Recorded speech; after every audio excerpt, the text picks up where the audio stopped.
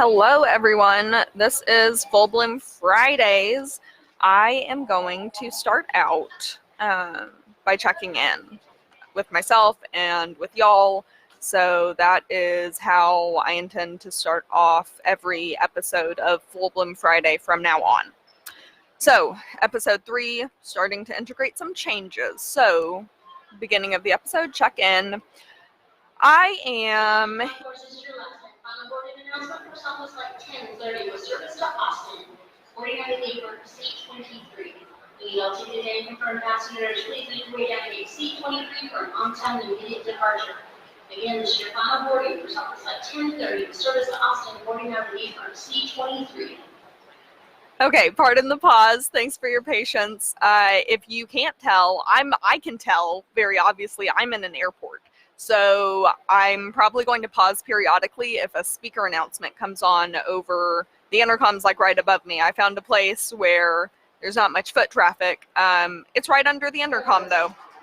So it hasn't been talking this much. You might be able to hear it though. It's talking again.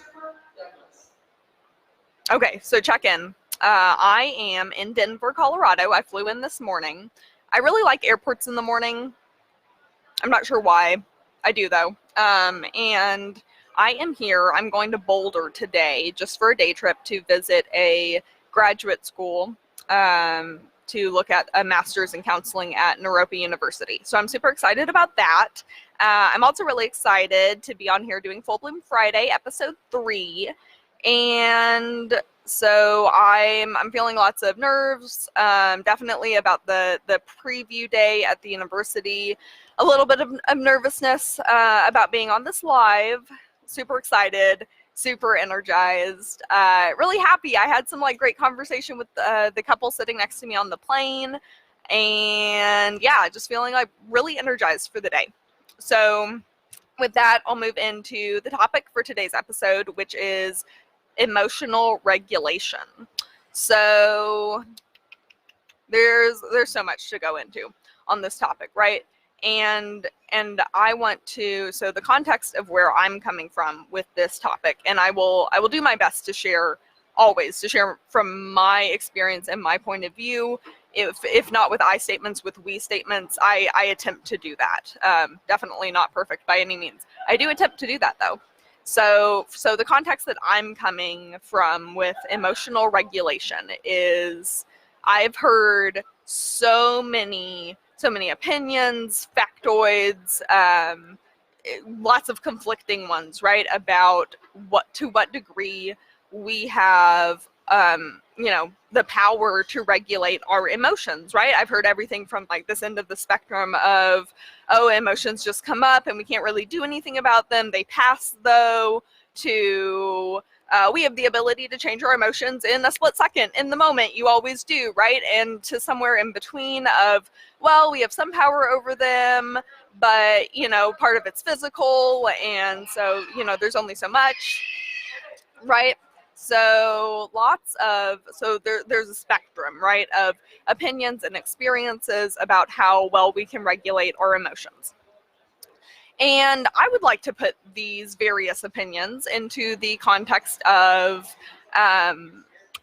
looking at emotional regulation, looking at exercising control over our emotions like exercising a muscle, right? So just like there are various opinions on a spectrum of how much control we have over our emotions, there's also various experiences with how much weight I can curl, or you can curl, or he or she or they can curl, if we're doing curls with a weight, or if we're doing presses, right? So someone might be like, oh, well, I know I can bench 100 pounds. And I'd be like, well, I that's not my experience, right?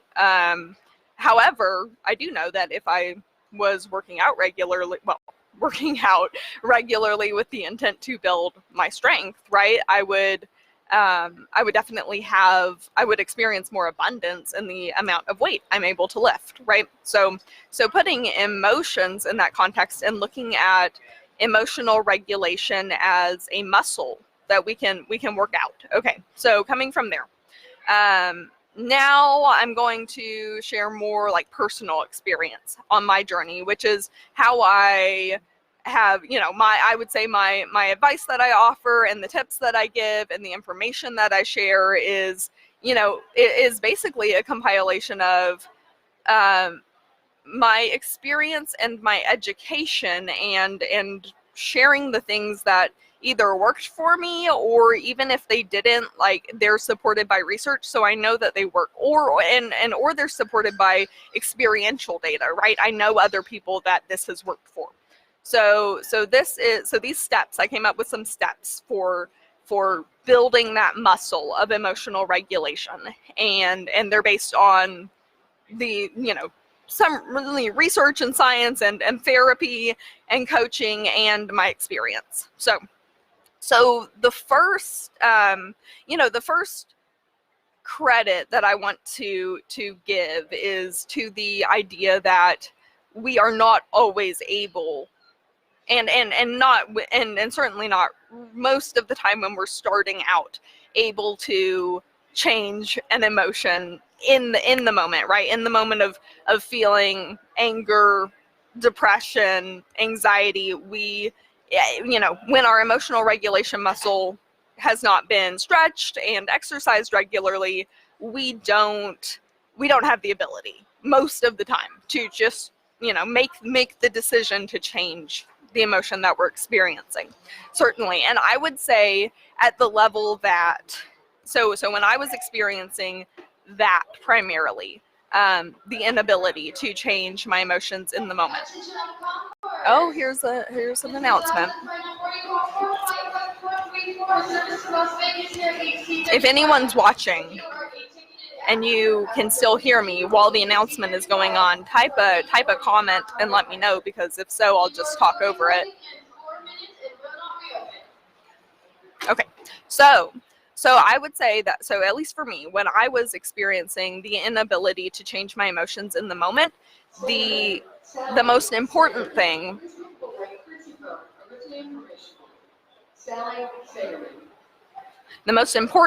and what I'm presenting as step one, is to learn how to tolerate distress. And I got that distress tolerance, I got that phrase, that quip, from dialectic behavioral therapy, which is a form of cognitive behavioral therapy. It's my favorite form of cognitive behavioral therapy. And distress tolerance is one of the 4 skills that is taught in DBT, that are taught in DBT. So the idea, brief summary, the way I think of distress tolerance is, I am not going to make anything worse right now based on the emotions that I'm feeling, right? So for example, when I was, experiencing extreme depression for hours, right? Maybe days consecutively, distress tolerance was super important, right? Because in those moments, it didn't matter so much if I necessarily, like, got off the couch a lot, or went to work even, more of like that was very difficult at the time, right? Like in those moments, I was really just trying to not make things worse, right? So not sabotaging with substances, not, self-harming, not abusing my relationships, not lashing out, at whoever might be around. So that's really, I think, the step one to regulating emotions, is practicing distress tolerance, and taking comfort in, even in those moments when we don't feel it, that no emotion lasts forever, right? So and those emotions will dissipate in the long term more quickly, so they will you'll experience less of them in the long run, right? We'll experience less of them in the long run if we don't make things worse right now. So that's what I'm offering as step one, is just practicing tolerating the stress, and keeping in mind, right? Maybe not in our heart, because at this point we're not sure how to change our emotions, right? In that moment, we're still exercising our muscle. Keeping in mind, though, that those emotions will change. They will change. Time out for the announcement. Okay, Again, if you're watching this and you can hear me over the announcement, please type a quick comment and let me know. I'm hoping that this... What? Oh no. Okay, so I'm hoping that this is recording a video because I can't see a video, but a couple of times I paused the video and deleted it, and there did seem to be a video feed going. And my video feed thing is on, my camera's on. So anyway, these announcements, man, I'm glad they're helping somebody. Okay, so second step. So once we get in the practice of tolerating the stress, we're working out that emotional muscle, we're doing some reps. And then the next thing that I think is really important to incorporate is that we start listening to our emotions and wondering why they're there, right? And I say that with the intention that we all look inward for those answers. So if I am feeling really angry, right, it's really easy for me to say I'm feeling angry because this person or this thing, et cetera, is doing this to me, right? Or this isn't going my way. Very, very easy to project those feelings, right? And what I'm going to suggest is that we look deeper and we go inward to say, why is this feeling here? And even why am I interpreting the body sensations that I'm feeling? Why am I interpreting them as this emotion, right? So something that was totally genius to me when I first heard it, and it still is, right, is this idea of when we, so everyone just like imagine you're feeling scared, right? And what are the body sensations that go with that? So for me, I feel a lot of turmoil, energy in my stomach. I maybe get fidgety, maybe sweat, right? And those are some body sensations that I might experience if I'm feeling scared. And then I think about, okay, so if I'm feeling scared, this is how it manifests physically. What if I'm feeling nervous or excited even, right? How does that manifest? And I think about that and oh my God, it's like the same sensations, right? So that can also be a neat trick to kind of helping your mind get out of the pattern of my mind always used to be in this pattern of, oh, I feel butterflies in my stomach, something's wrong, right? And just having that in mind of, oh, I experience this sensation with a wide variety of emotions, and so how could I possibly reinterpret this? Okay, I digress on that tangent. Announcement. If you're watching this and you can hear me over this announcement, I'm going to keep asking. If you can hear me over those announcements, let me know, because I'll just keep talking. Okay. So start listening to our emotions and why am I feeling angry? What is going on inside of me that is manifesting this emotion, right? Maybe it's I'm not satisfied in my relationship, I'm not satisfied in my job, I'm not I'm not spending enough time loving myself, taking care of myself, so then I'm feeling lonely and projecting that onto a partner, whatever it is, right? So first step, tolerate the distress, don't make it worse. Second step, start wondering, why am I feeling this way? Why are these emotions coming up, especially if they're patterns? Okay, step 3, and remember, we're looking at this like an exercise, right? Emotional regulation is something that I would say is a skill, certainly, and it takes time. So like a physical exercise routine, I keep doing these curls. We're attempting to be mindful of it every day and be gentle with ourselves, right? And still attempt to incorporate the practice more and more of just at this point just being mindful of our emotions, right? And then moving on to meeting our emotional needs. So I believe fully in the perspective that my emotions are for me to primarily address, if not totally address, right? My emotions are my responsibility, and And so if I'm experiencing these uncomfortable emotions, these unpleasant, in some cases, emotions, I want to address them, right? So what can I do, right, to meet those emotional needs that I am gathering from, asking, why am I feeling this emotion? Oh, I'm feeling lonely. Oh, I'm seeking more love. Oh, I can spend, I can dedicate some time each day to self-care, right? Brief tangent, I heard someone say once on a podcast that self-care, a lot of times we think of self-care as like, oh, I'm gonna go splurge at the mall because I did this thing, good job, Rose, like I'm gonna go to the mall, or I'm gonna go get my nails done, or go get a massage. And those things happen maybe like, I don't know, once a week to once a month, right? And this person that I was listening to was really advocating for, that's not self-care. That is, maybe reinforcement or a reward or a special treat. Self-care, though, is a very regular practice of loving ourselves, right? A daily practice, ideally, and for me anyway. Okay, so we're meeting our emotional needs, and there's an announcement. Again, if you're watching this, if you can hear me right now, please type in the comment section that you can hear me, because I'm at the airport and I can't tell. It just ended. But anyway, if you could hear me, let me know. And so, okay, so this is really the part in these steps that I think the most growth happens when we're meeting our emotional needs, and that's when that first starts. It's reactive, right? We're meeting our emotional needs based on our reaction to emotions that we're experiencing, anger, depression. I mean, we could even look at, right, we're meeting our, I'm experiencing happiness, so I'm going to feed more into that.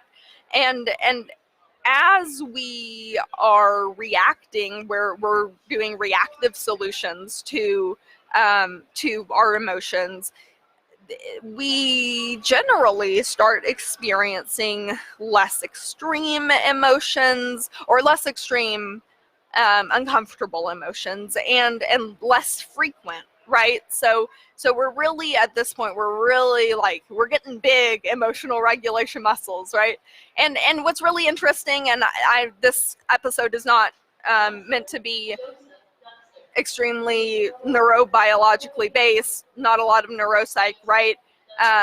It is like such a thing, though, right? Like, so much evidence that as we practice emotional regulation, our brain does change. So you are quite literally like building a muscle as we practice these skills.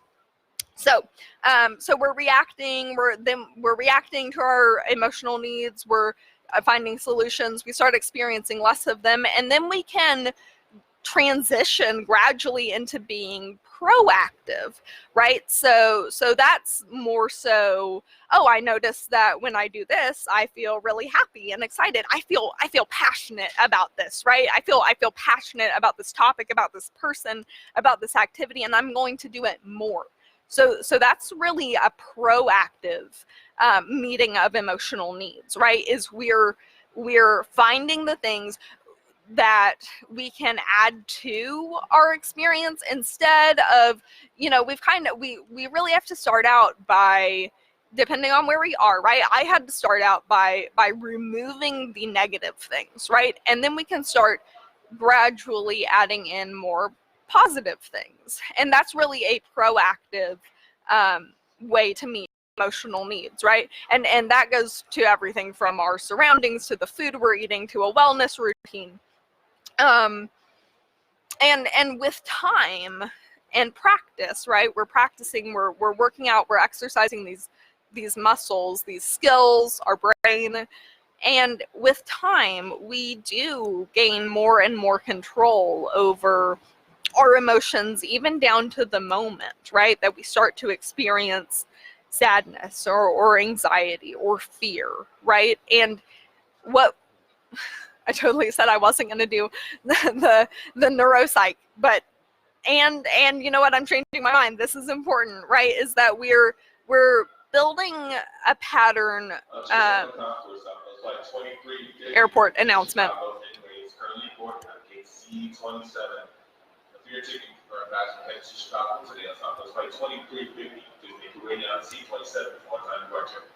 Okay, so we're so back to the beginning. When we're learning to just tolerate distress, most of our brain activity that's going on in reaction to our self events, etc. If you're going to Orlando, make sure you're going to your gate. They're about to leave. Okay, so when we're back at the point where we're tolerating distress, we're really like just starting to build that muscle. Most of our neural activity related to our emotions is happening in our limbic system, in our hindbrain, more primitive parts of the brain, very emotion-based, not as mindful, not as conscious, definitely not as objective, right? And as we practice these skills, right, the stress tolerance, listening to our emotions, being mindful to meet our own emotional needs, we're moving that activity to be more and more in our prefrontal cortex. I've heard them referred to, I love this, right? The prefrontal cortex is the wizard brain and the hindbrain is the lizard brain. Okay, so we're getting more activity going on in our wizard brain, which will help us reduce that amount of time that it takes to change our emotional state. And really, for me, definitely, I continue to experience an increased desire and motivation to change my emotional state. Certainly at first, when I was practicing just tolerating distress, not making things worse, I felt zero to very little motivation most of the time to feel anything other than what I was feeling in that moment, right?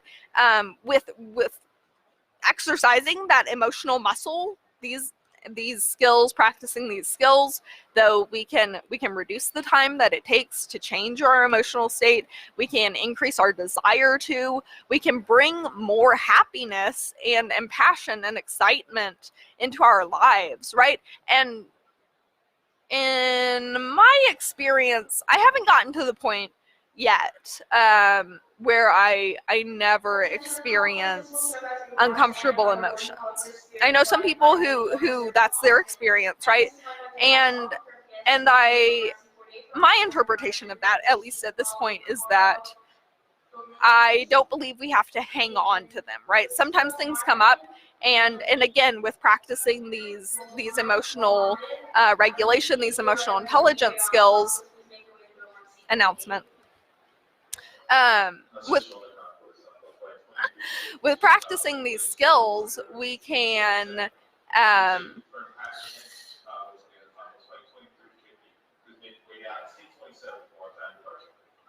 thank you for your patience.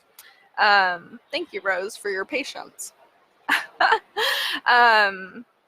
Okay, and with practicing these skills, we can, or with my belief is that with practicing these skills, I don't ever need to hang on to unpleasant emotions, right? Like, at least for some amount of time, I know I'm going to be triggered, right, by outside things, and I look at triggers as external messages of, oh, I haven't released this emotion, I haven't reframed an unhelpful belief, I'm still holding on to this thing from the past, right? So I look at triggers as opportunities to release things from the past. Now, maybe at some point I will no longer be triggered and I will have let everything go and just experience momentary discomfort due to the moment and then let it go. Maybe someday I won't ever feel anything but happiness and ecstasy. Who knows? I will definitely hold space for that possibility. And okay, so yeah, so we're practicing building these muscles, and I think an important kind of wrapping up, I think an important thing to put out is this understanding, and I didn't come up with this, I'm sure, I don't know that this author came up with it either, but it's a great concept. Whoever came up with it, the collective, good job collective. is this book called The Big Leap. I'm listening to it for the third or fourth time now. It's by Gay Hendricks. He's a psychologist. A really great book. Check it out. And he talks about this idea of a happiness thermometer.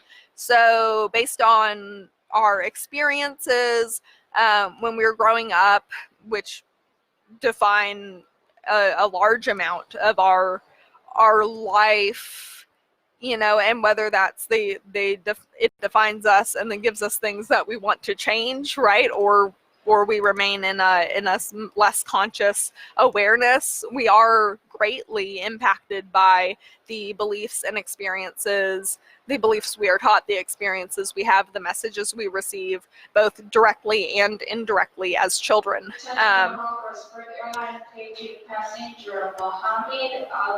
Announcement. And so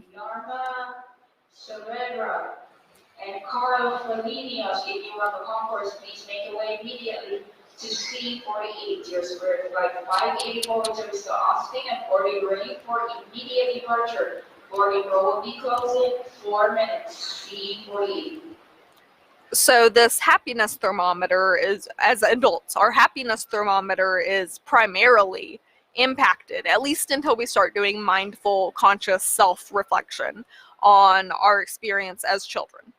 And especially around our experiences that dictate our self-worth, right? So if we're taught that our self-worth is conditional based on anything, right? Whether that's who we're in a relationship with, what job we have, how much money we have, et cetera, then our happiness thermometer is like, oh, well, you can be this happy, but if it's this idea that if we're not in line with those beliefs, with those subconscious beliefs, and then we start to experience more happiness, right? So I'm like, oh, well, I don't want to have a lot of money. I do want to have a lot of money. But just for example, I don't want to have a lot of money. I want to go travel and live nomadically and, just be really frugal. And I'm experiencing a lot of happiness. Well, something in my mind, it starts ringing a bell, right? An alarm starts going off. This isn't right. Like, you don't deserve happiness. You're not living with a lot of money. This alarm starts going off, and the result of that is typically self-sabotage, right? So we're dealing with this subconscious happiness thermometer that dictates you can only be this happy under these set of circumstances. So a great time to do self-reflection is really when we start experiencing like abundance coming in, right? Or positive experiences, because it's surprising how often we will turn around and sabotage that area or another area of our life because of some subconscious belief that says I'm not worthy of this much happiness. So if you want to know more on that, I highly recommend the book The Big Leap. And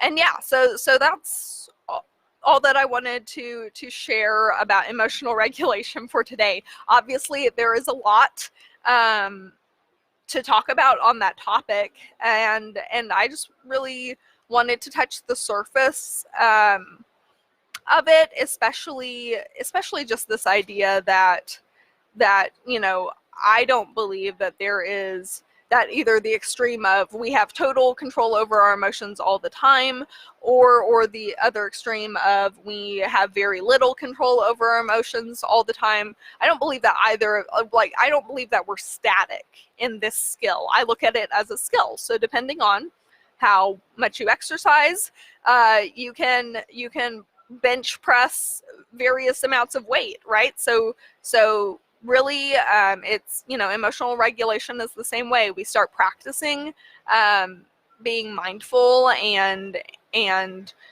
being conscious of what our emotions are saying to us, right? So all, whether we're experiencing sensation, pain, emotions, thoughts from our body and our mind, they're messages, right? We can do things with them. And so really just being mindful of meeting those needs, and as we that muscle, that we experience more and more happiness, right? So especially if, I'd really encourage you, anyone who's like, yeah, but I can't, who really feels like a resistance to that idea of I can be happy more than I am right now currently, right? Really explore that. Like, where is that coming from? I am still doing a lot of self-work on that idea. And hold out hope, right? For like, hold out with a lot of hope, especially when I see others. I'm so grateful for all the mentors that I have, who continue to live this experience that tells me that I can be happy more than, I've experienced so far, right? And that's exciting. That's exciting to me. So I hope that's exciting to you too. Like, I love the empowerment that comes with this idea, and I'm throwing this in because it's super important to me, right? Primarily, I'm a coach for children, at least at this point, and so, right, we're thinking about now, as of now in our adult lives, we have this emotion thermometer, right, based on what we were taught about approval and worth as children. So let's teach our children that our love and approval for them is unconditional, and do our best to cultivate in them a unlimited thermometer, right? Or let's get rid of the thermometer altogether, and really just instill this idea that they can be whoever they want to be, and we will love them, so that when they get older and are experiencing full autonomy, that they will know I can do whatever I want to do, right? And I will still love myself.